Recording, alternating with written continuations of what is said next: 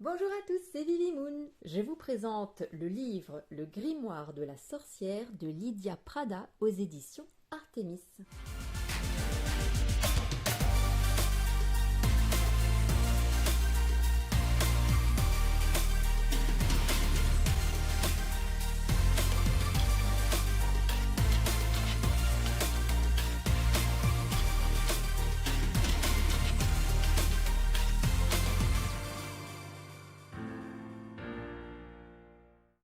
Alors, j'ai pas beaucoup de livres Grimoire de la sorcière. La plupart sont plutôt sympas, hein, ils sont jolis, mais souvent il y a trop de choses, d'incantations, de rituels, de ci, de ça. Bon, moi, c'est pas forcément mon délire. Bon, déjà, j'ai pas le temps. Mais bon, en plus de ça, voilà, c'est pas un truc que je pratique, hein. Euh, mais malgré tout, j'aime toujours les feuilleter, les regarder. Je trouve ça joli, ils sont illustrés, il y a des photos, il y a plein de choses. Mais bon, du coup, j'en prenais pas, malgré tout, même s'ils étaient quand même jolis, parce que j'en avais pas forcément l'utilité. Et puis celui-là est arrivé, et je me suis dit, tiens, incantation magique et sort pour éveiller votre sorcière intérieure. Est-ce que vraiment c'est utile pour moi? Non, puisque je ne pratique ni sort, ni rituel, ni machin. Mais curieusement, celui-là, il m'a plu parce que j'ai beaucoup aimé ses illustrations et la façon d'aborder un petit peu tout ce qui est sorcière de façon simple et pratique. Donc voilà, en plus il est joli. Voilà, on a un petit côté un peu légèrement brillant comme ça. Voilà, bon, les autres sont jolis aussi, hein, vous allez me dire, hein, mais bon, je sais pas, celui-là, c'était plus au niveau de la mise en page que ça m'a intéressé. Donc voilà, on a déjà une jolie police d'écriture pour le titre. Voilà, il est clair dans sa présentation. Voilà, donc, ah bah tiens, on va regarder un petit peu le sommaire déjà. Ah. Alors, nous avons chapitre 1, la magie en question, en 2, premiers pas, en 3, l'autel et autres outils, la roue de l'année en 4, en 5, les cristaux, en 6, les plantes, en 7, les arts divinatoires, en 8, les esprits et les divinités, et en 9, correspondance, rituels et sortilèges. Alors, comme moi, j'ai pas forcément beaucoup de temps, que j'ai pas l'intention, enfin que j'aime pas, voilà, j'ai pas forcément le temps de creuser plus que ça, mais malgré tout, j'aime bien connaître certaines choses, du moins de façon superficielle, même si ça fait un peu péjoratif comme ça, mais voilà, j'aime bien toucher un petit peu à tout, connaître un petit peu de tout, mais sans, voilà, sans creuser plus parce que j'ai pas forcément toujours le temps de faire ça. Et en plus de ça, comme dit, tout ce qui est cristaux, art divinatoire, enfin pas art divinatoire, mais voilà, les hôtels, les outils, ça m'intéresse pas de creuser plus que ça, puisque c'est pas, voilà, c'est pas mon truc. Mais j'aime bien quand même un petit peu avoir des connaissances, voilà, quelques connaissances. Et il est abordable même pour les débutants. Alors il n'a pas un côté vieillot comme certains grimoires. Bon, ça me dérange pas plus que ça, même si j'aime beaucoup aussi le côté vieillot. Mais comme il y a quelques illustrations, voilà, comme celle-ci avec des couleurs un peu comme ça, sur du papier qui n'aurait pas été blanc, ça aurait pas rendu, je pense. Voilà. Alors, voilà le genre d'illustration qui m'a plu. Par exemple, j'aime vraiment beaucoup. Voilà, donc on a une introduction et j'aime bien comment elle aborde les choses. Je trouve ça sympa à lire, très agréable. Alors j'ai pas encore tout lu, hein, mais le peu que j'en ai lu, voilà, on se prend pas trop la tête, donc c'est bien. On n'aborde pas, voilà, des choses trop compliquées. On n'est pas trop dans le ouh, que sais-je là, le truc un peu too much, on va dire. Donc c'est bien, on est plus dans... Même s'il y a ce côté un peu witchy comme ça, on est quand même sur quelque chose de la sorcière pas maléfique, quoi, hein. On est sur vraiment la sorcière qui s'occupe des plantes, des cristaux, mais choses un peu light, quoi, un peu cool. Voilà, donc on a la magie en question, voilà encore une très jolie illustration. Et vous voyez, bon, c'est pas écrit très gros, c'est vrai. Mais ça se lit bien, ça se lit vite, hein. Et ça me plaît. Voilà. Donc on a quelques petits éléments, des tableaux, il y a pas mal de tableaux dedans, et je trouve ça sympa d'avoir des tableaux pour aller parfois à l'essentiel, plutôt que parfois de lire, on n'a pas le temps de lire. Alors bien sûr, je vais lire, mais quand on n'a pas toujours le temps de se replonger dedans, on a les tableaux, et ça saute tout de suite plus aux yeux. Voilà. Donc on a des questions voilà, qu'on peut se poser quand on débute. Faut-il être une femme pour pratiquer la magie? Quelles sont les formes de magie les plus répandues? Donc ça c'est bien, vous voyez par exemple, on a les sorcières cosmiques. Oula, oula, de quoi parle-t-on? Les sorcières éclectiques, les sorcières vertes, les sorcières héréditaires, hein, sans blague. Les sorcières du foyer, les sorcières séculières, les sorcières solitaires et les sorcières wiccanes. Bon, du coup, voilà, c'est toujours intéressant de savoir. J'avoue que c'est pas forcément mon univers, mais c'est toujours sympa de. Moi, je m'étais arrêtée aux sorcières, hein. Honnêtement, je m'étais arrêtée aux sorcières. Éventuellement, les sorcières blanches, les sorcières vertes peut-être. Mais alors, tout le reste, là, là, non. Voilà. Pour ma part, les sorcières à part les sorcières qu'on voit dans les contes de fées, hein, donc les sorcières mauvaises ou les bonnes sorcières, ou encore les sorcières plus modernes qui font des petits rituels ou qui s'intéressent aux plantes, ont des bonnes connaissances en plantes, qui font parfois leurs petites décotions. Voilà, je connaissais. Mais pour le reste, j'avoue, je suis novice. Mais j'ai pas forcément l'intention de creuser plus que ça. Donc ça, par exemple, je trouve ça cool, ça permet de se renseigner, voilà, tout simplement, sans tout de suite aller trop dans l'univers en fait. Premier pas, voilà, à chaque fois on a une illustration. Donc on a la terre-mère, l'énergie de l'univers et les 5 éléments. Donc on a voilà quelques illustrations très simples qui sont vraiment bien faites. On nous explique par exemple les 5 éléments en Chine ce que c'est par rapport à l'Occident. Nous on a le feu, l'eau, l'air, la terre et l'esprit. En Chine on a le bois, le feu, la terre, le métal et l'eau. Voilà. Encore un tableau, ouh, j'adore les tableaux. Avec l'élément, la direction, par exemple le feu c'est le sud, la couleur c'est le rouge, le symbole le triangle qui pointe en haut, la zone d'influence, passion, courage, amour, énergie, force, inspiration. Et sur l'autel, pour ceux qui veulent avoir un autel, on peut y mettre des bougies, des dragons, des salamandres, des épices fortes et des lanternes. Voilà. Non, les épices fortes, moi je préfère les manger que les mettre sur un autel. Mais voilà. Ensuite, on a l'énergie interne, le comprendre et la comprendre pardon, et la préserver. Donc je suppose que là, on parle un petit peu de tout ce qui est énergie yin-yang et peut-être aussi des chakras, pourquoi pas, à voir. En tout cas, on voit sur le corps, voilà, différents points d'entrée, différentes circulations d'énergie. Ben voilà, les chakras ici. Hop. Et puis encore un beau tableau, hein, avec, on a le chakra racine, l'ordre premier, sa couleur rouge, la correspondance, survie, ancrage, besoin élémentaire, besoin physique. Vous voyez, tout est simple, c'est accessible. Et moi, ça me va. On va à l'essentiel. On n'est pas obligé de se plonger dans des grimoires où il y en a partout, où c'est hyper compliqué, où on se dit, oh là là, j'ai l'impression que quand je lis une page, j'ai l'impression d'être avalé dans ce monde. Là, non, je peux lire sans me sentir totalement impliquée en fait. Et c'est ça que j'aime bien. Ensuite, respiration, méditation, ancrage et visualisation. L'intention et la maîtrise de l'énergie. Vous voyez, à chaque fois c'est court, ça me va.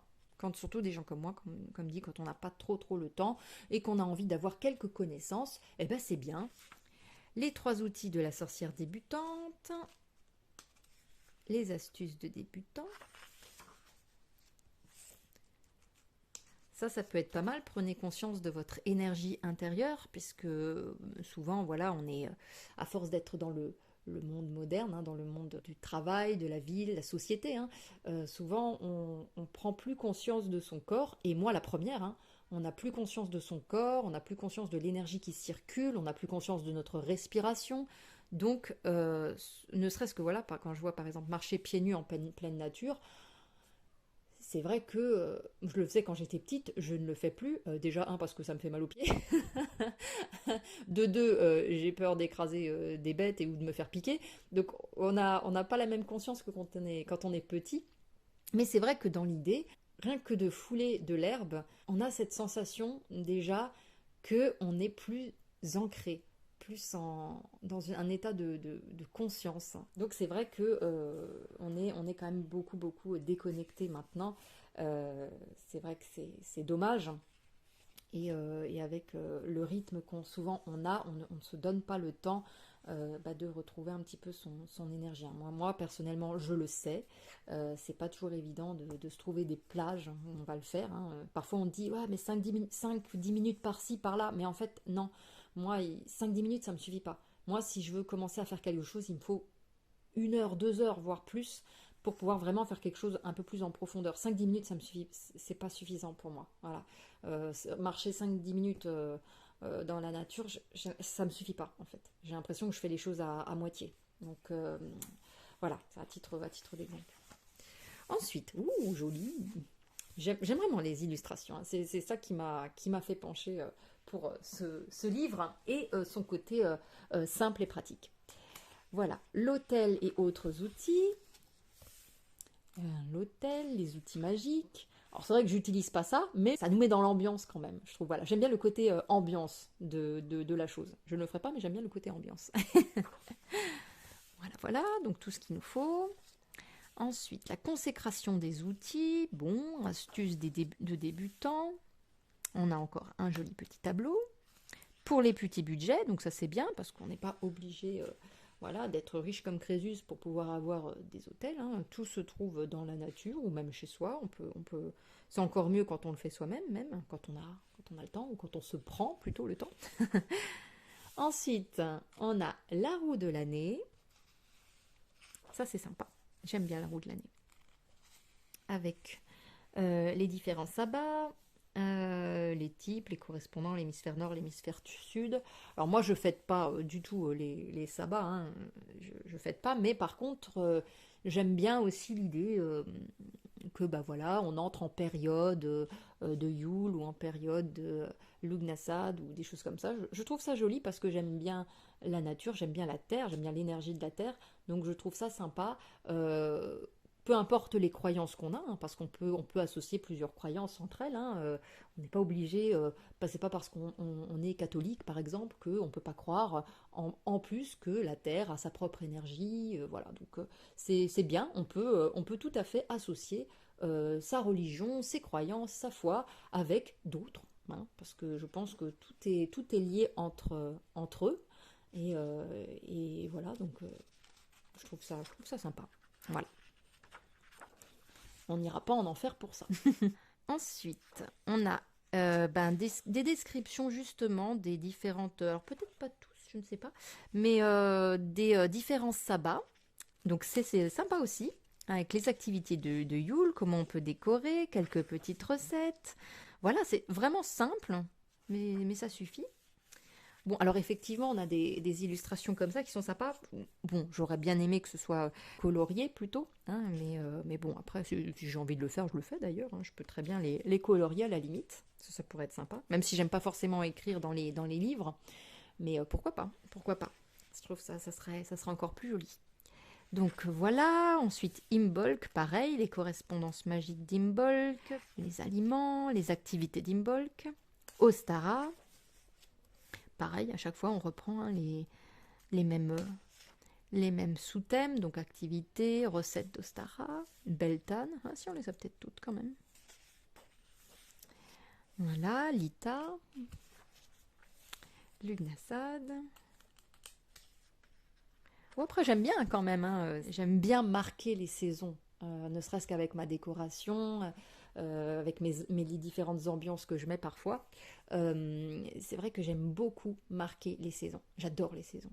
Si j'ai pas de saison, j'ai l'impression que c'est toujours la même chose.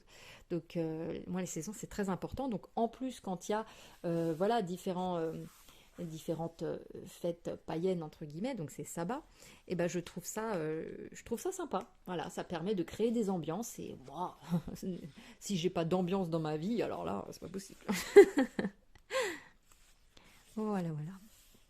Samhain. Et on passe aux cristaux. Les 10 cristaux à avoir, voilà, parce que parfois on s'y perd un peu, il y en a tellement. Et bien là, on a une petite aide connaître les 10 cristaux principaux à avoir. Ça ne vous empêche pas, bien sûr, si vous préférez certains autres, de les prendre, mais voilà. Les différents types de cristaux, donc on a les macles, les pointes, les doubles pointes, les pierres brutes, les sphères, les pierres roulées et les autres formes de cristaux. Cristaux, mode d'emploi, donc comment les purifier, les recharger, les programmer. Et on a les grilles de cristaux. Oui, c'est vraiment light, hein, donc c'est cool, c'est cool. Attention, danger, quand on manipule des cristaux. Voilà, petite astuce de débutant encore. Et on passe aux plantes. Regardez comme c'est joli. Et c'est très witchy, c'est très ambiance witchy. J'aime bien. J'aime beaucoup. Alors, au niveau des plantes, voilà, toujours attention, comme je l'avais déjà dit hein, dans d'autres reviews comme ça, ce sont des indications qu'il faut toujours compléter avec d'autres. Hein. Ne vous fiez jamais toujours à un seul livre, parce qu'on ne sait jamais, il y aura une erreur. Imaginez, vous êtes enceinte, c'est pas précisé dans le livre que c'est pas conseillé aux femmes enceintes. Voilà, vous n'allez pas en mourir, mais bon, voilà, il faut faire attention aux plantes quand même. Hein. Donc, ne vous fiez pas toujours totalement 100% à ce que dit un seul livre. Voilà, documentez-vous, lisez d'autres livres, cherchez sur Internet. Voilà, donc c'est bien, on a un petit texte qui accompagne, rapide, simple, efficace, mais il n'y a pas tout dedans. Même si, voilà, cherchez quand même par vous-même avant de vous lancer, si vraiment vous voulez vous lancer là-dedans. Là, comme dit, c'est plus pour votre petite culture générale. Maintenant, si vous voulez vraiment vous lancer là-dedans, cherchez, hein. Ne restez pas sur bah tiens, cette herbe elle avait l'air sympa, elle permet de se relaxer, donc je vais prendre cette plante. Attention, peut-être qu'elle n'est pas pour vous parce que vous avez des problèmes de cœur, peut-être que parce que vous êtes enceinte, etc. Donc les plantes, attention. Mais voilà, pour la culture personnelle, juste comme ça, avoir quelques éléments d'indication, c'est bien. C'est bien. Après, il faut toujours chercher par soi-même et se documenter au maximum pour être sûr de ce qu'on fait. Hein. On est quand même dans les plantes. Voilà, plantes pour le bain, purification par la fumée, des potions. Excellent. Voilà. Potions, oui, ou des infusions ou des tisanes. En gros, c'est ça. La magie verte et la magie du foyer. Là, elle indique attention danger. Certaines plantes contiennent des composés susceptibles d'entrer en conflit avec les médicaments, c'est ce que je vous disais, que vous prenez couramment ou de provoquer des réactions allergiques. Voilà. Donc, consultez un médecin avant d'utiliser une plante sous quelque forme que ce soit. Donc, on consulte un médecin si vous avez des soucis de santé, que vous prenez effectivement des médocs, mais pour d'autres choses, hein, même si apparemment vous n'avez pas de soucis de santé, toujours se documenter, chercher à savoir si c'est potentiellement bon pour vous ou pas. Hein. Voilà. Ensuite, astuce de débutant. Donc c'est bien qu'elle ait mis ce petit disclaimer. Ensuite, on passe aux arts divinatoires. Donc on a les 8 clairsens, clairvoyance, la clairconnaissance, la clairaudience, la clairsentience, etc. Après, il n'y a pas que la divination, hein. Enfin pour moi en tout cas, dans tout ce qui est cartes, on a bien évidemment le développement personnel, voilà, un petit peu travailler sur ses zones d'ombre, voilà, améliorer sa façon de voir ou sa perception des choses, prendre du recul, etc. Donc il y a tout ce travail-là aussi, hein. Il n'y a pas que la divination, enfin personnellement moi la divination, bon c'est approximatif quoi, hein. On est quand même maître de son destin, à part peut-être dans les grandes lignes, mais on a quand même une influence. Voilà.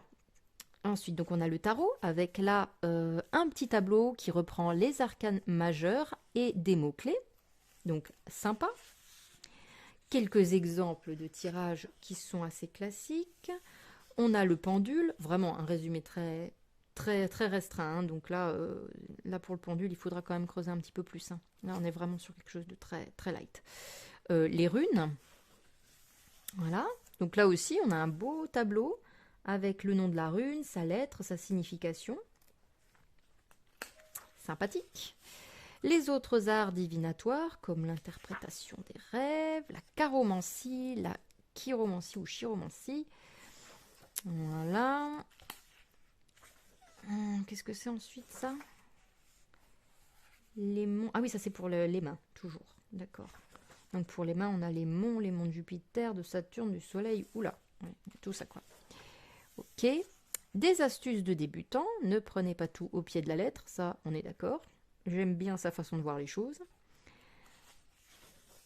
Ensuite, on a les esprits et les divinités. Le monde des esprits. Quelques précautions à respecter, hein, bien sûr. Ne faites, enfin, moi personnellement, jamais, au grand jamais, je ne ferai de spiritisme.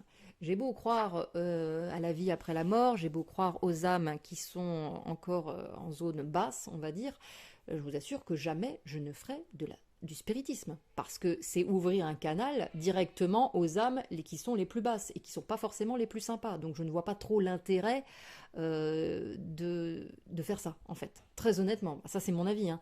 Mais à part s'attirer peut-être des ennuis, se faire peur, et bon, très honnêtement, en faisant du spiritisme, vous allez, je pense, vous n'allez jamais attirer une bonne âme. Hein.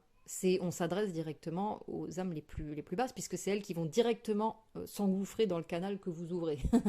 Donc, je vois pas l'intérêt de s'embêter avec des mauvaises âmes, en fait. Enfin, des mauvaises, ou en tout cas des âmes qui sont pas forcément les plus sympas, ou qui sont peut-être tristes, ou qui sont...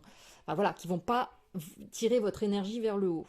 Donc, ouais, moi non, le spiritisme, hors de question. Je veux bien communiquer avec mes guides, avec de l'énergie plus haute, mais certainement pas appeler voilà, des esprits comme ça. Non, hors de question. On a assez de problèmes comme ça, on va pas en rajouter. Hein. Donc les divinités, donc on a un petit résumé sur chaque divinité qu'on a, donc grecque, romaine ou... romaine? Je ne sais même pas si c'est romaine. Grecque, ouais. Après on a égyptienne aussi. Voilà, quelques-unes. Alors vraiment, c'est très succinct. C'est vraiment très succinct. Là, par contre, on aurait pu en mettre un petit peu plus. Ça aurait été pas mal. Mais bon. Voilà. Ensuite, on a astuce de débutant, rencontre avec son familier. Donc le familier, c'est son animal de compagnie, de prédilection. Voilà. Ensuite, waouh, joli, j'adore. Correspondance, rituel et sortilège. Donc on a par exemple la couleur blanc correspond à la pureté, la vérité, l'innocence, l'initiation, le noir aux épreuves, protection, interdiction, défense, etc.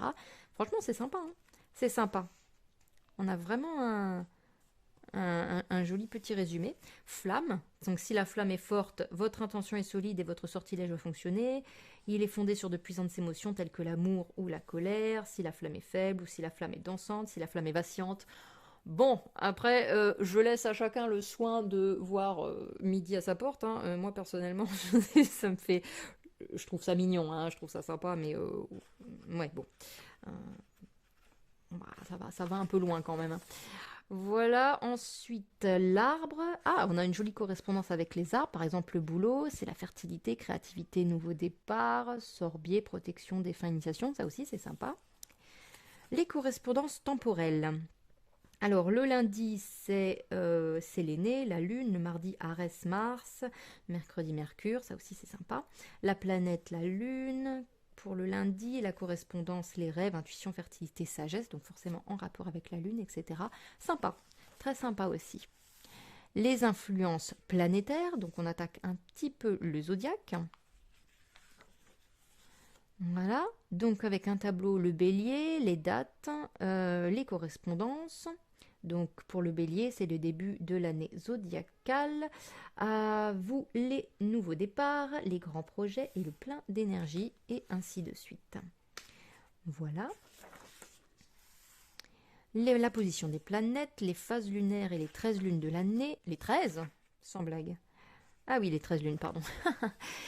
Donc la nouvelle lune, premier croissant, premier quartier, lune gibbeuse croissante, etc. À chaque fois, une petite explication, c'est sympa. Et puis, les rituels que l'on peut faire. Les différentes lunaisons aussi. C'est rapide, c'est simple, j'aime. Rituel et sortilèges pour purifier, par exemple. Donc on peut purifier avec l'eau, le sel, la terre, le feu, la fumée. Comment ensuite charger en énergie. Voilà. La magie des bougies, les sigils, les charmes de camouflage, les amulettes, les talismans, les charmes, etc. Astuces de débutants, les 13 signes du zodiaque. Oui, parce que je crois qu'ils en ont mis un nouveau maintenant, Serpentaire. Ouais. Bon, ok. Ça, j'avoue, je sais pas, c'est peut-être plus scientifique qu'autre chose, mais bon, peu importe. Moi, je reste sur les 12, je me complique pas plus la vie, en fait. Donc, ensuite, on a quelques erreurs courantes. Sur quoi, d'ailleurs? Qu'est-ce qu'ils disent? Les rituels et les sortilèges ne fonctionnent pas toujours. Si l'un des vôtres échoue, cela n'aura rien d'extraordinaire. Ne vous inquiétez pas, reprenez tout depuis le début. Que s'est-il passé sur le plan astrologique, dans votre environnement, etc. Quelques erreurs les plus courantes, la précipitation, voilà, le manque de précision, le manque de réalisme, la négativité, le défaitisme, l'attentisme et les forces hostiles. Et ensuite, les questions à se poser avant de créer un sortilège. Non, moi je n'ensorcelle pas, je charme.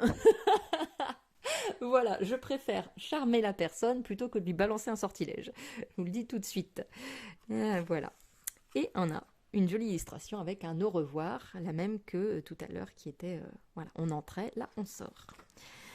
Remerciements, avertissements. Donc ce livre a été imaginé pour être le plus complet possible. Alors complet, voilà, toute mesure gardée bien sûr, hein.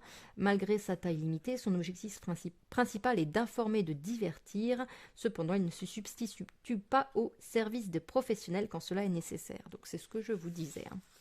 Voilà, à propos de l'auteur, l'index, et voilà. Voilà pour ce joli livre que je trouve vraiment sympathique. Et bien j'espère qu'il vous aura plu aussi. Je vous fais plein de gros bisous et je vous dis à très bientôt. Prenez soin de vous.